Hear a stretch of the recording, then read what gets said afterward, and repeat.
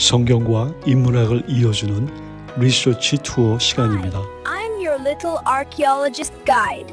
Today, I will show you the amazing Holy Land. 저는 오늘 예수님이 탄생하신 베들레헴으로 여러분을 모시겠습니다. 성경은 당신을 훌륭하게 만들어줍니다. 그의 어깨에는 정사를 메었고 그의 이름은 기묘사라 모사라 전능하신 하나님이라 영존하시는 아버지라 평강의 왕이라 할 것임이라.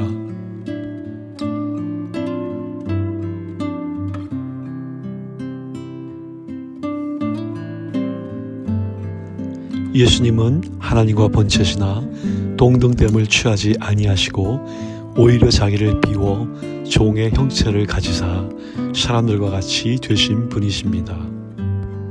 구약 성경에 300차례나 오실 메시아로 예언된 예수님은 가이사 옥타비아누스 때에 태어났습니다. 그가 오심으로 세계의 역사는 기원 전과 기원 후로 분할되어졌습니다.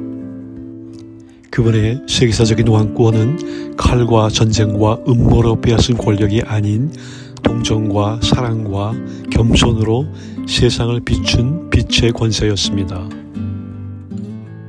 이 빛의 권세를 증언하기 위하여 1200km나 떨어진 페르시아의 동방박사들이 그의 탄생지까지 찾아왔습니다. 그 당시 이스라엘은 헤롯 대제의 통치하에 있었습니다. 헤롯은 로마와 결탁하여 권력을 독점한 후에 무자비한 폭력 정치를 휘둘렀습니다. 헤롯 대제로 인하여 하루도 편안한 날이 없었습니다. 시민들의 저항을 받았고 자신을 반대하던 바리새파 300명을 십자가에 처형시키고 베들레헴 유학살까지 주도했습니다.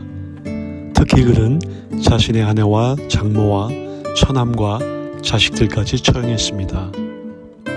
그야말로 악인의 통치 때에 그리스도께서 오신 것입니다. 6명의 헤롯 모두는 사치, 허세, 폭력, 방탕한 자들이었습니다. 이런 어려운 폭력 정치 시대 때에 그리스도께서 베들레헴에서 태어나신 겁니다. 1세기에 베들레헴에는 약 300명 정도가 살던 작은 마을이었습니다. 베들레헴 에브라다야, 너는 유다 족속 중에 작을지라도 이스라엘을 다스릴 자가 내게서 내게로 나올 것이라. 아우구스투스 옥타비아누스가 인두세를 받으려고 인구조사 명령을 하게 되는데 요셉과 마리아가 고향인 베들레헴으로 내려오면서 이 구약의 약속이 성취되게 됩니다. 이곳은 하나님의 아들 그리스도께서 인간의 몸을 입고 태어나신 곳입니다. 한밤중 베들레헴 들녘에서 양을 지키던 목자들이 가장 먼저 이 소식을 천사들로부터 듣게 되었습니다. 이렇게 작고 유명하지 않는 곳을 택하신 하나님은 잊혀진 자들을 기억하신다는 의미입니다. 작다라는 히브리어의 짜일은 힘이 없고 보잘것이 없는 상태를 말합니다. 지금도 베들레헴에는 목자들의 들판이 보존되어 있습니다. 낮은 동굴 형태인 이곳은 비와 추위를 막아주기에 목동들이 밤을 새울 수 있었던 곳입니다. 콘스탄틴 대제의 어머니 헬레나는 이 탄생 장소에 교회당을 세워주었습니다. 그러나 서기 529년 사마리아인들의 폭동으로 불에 타게 됐고 그 후 547년에 유스티니안 황제가 십자가 형태로 재건해서 오늘에 이르게 되었습니다. 예수님은 여관이 아닌 양과 염소들의 우리로 사용한 작은 동굴에서 탄생했습니다. 당시 베들레헴 주민들은 집 아래 동굴을 파서 짐승들을 넣어 키웠던 것입니다. 헬라어 카타르유마라는 단어는 여관이 아닌 게스트룸으로서 방문자들이 오면 잠을 재워주던 방이었습니다. 그 가축을 넣어 키우던 동굴을 보존하기 위해 그 위에 교회당을 세운 것입니다. 이 탄생교회당은 여러 번의 위기를 겪었습니다. 입구가 작아진 것은 오스만 통치 때에 침략자들이 말을 타고 교회당으로 들어오는 것을 막기 위해서였습니다. 후에 겸손의 문이라는 이름이 덧붙여진 것이죠. 교회당의 내부의 모습입니다. 서기 527년에 사마리아인 폭동으로 불에 타고 맙니다. 지금도 그슬린 자국이 남아있지요. 614년에는 페르시아군이 이곳을 거의 파손시켰습니다. 교회당 바닥에는 유스티니안 황제 때의 모자이크 바닥이 생생히 보존되어 있습니다. 그럼 교회당 안에 있는 예수님이 탄생한 동굴로 내려가 보겠습니다. 이 장소를 찾아낸 자는 서기 135년 하드리안 황제였습니다. 그가 제2차 발코크바 유다 항쟁을 지나가던 중에 이 동굴에서 예배하던 자를 체포했는데 그 과정에서 이것이 예수의 탄생지라는 사실을 알게 됩니다. 그 후 탄생 동굴 위에 아도니스 상과 작은 신전을 세우게 된 것이지요. 헬레나는 이 아도니스 신상을 치우고 그 위에 교회당을 세웁니다.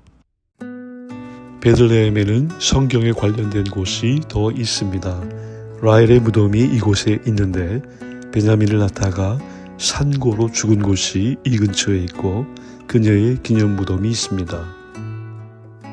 룻기서의 배경이 되는 보아스 들녘이 이곳에 있고 또 룻의 증손자인 다윗이 어려서 양을 몰고 다니던 베들레헴 산들과 골짜기가 있습니다.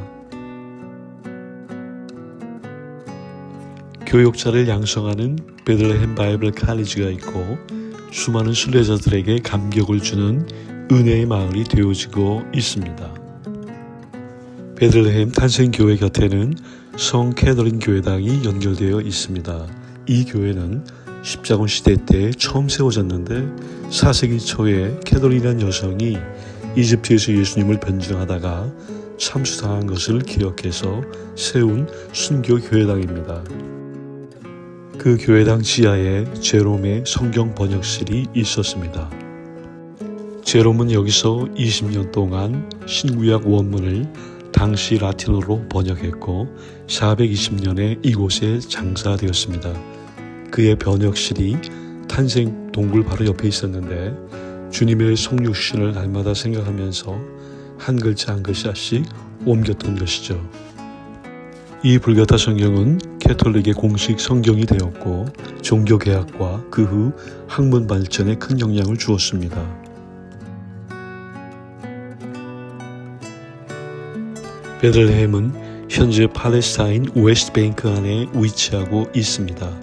전쟁과 폭력으로 고통을 겪는 자들이 이곳에 살고 있는 것이죠. 가난한 자는 높임을 받으며 겸손한 자는 칭찬을 받는다라고 말한 성 프란시스 말로 위로를 합니다. 이사야서 2장 4절에 그들이 칼을 보습으로 창을 낫으로 만들 것이며 나라가 나라를 대적하여 칼을 들지 아니하며 다시는 전쟁을 배우지 아니하리라.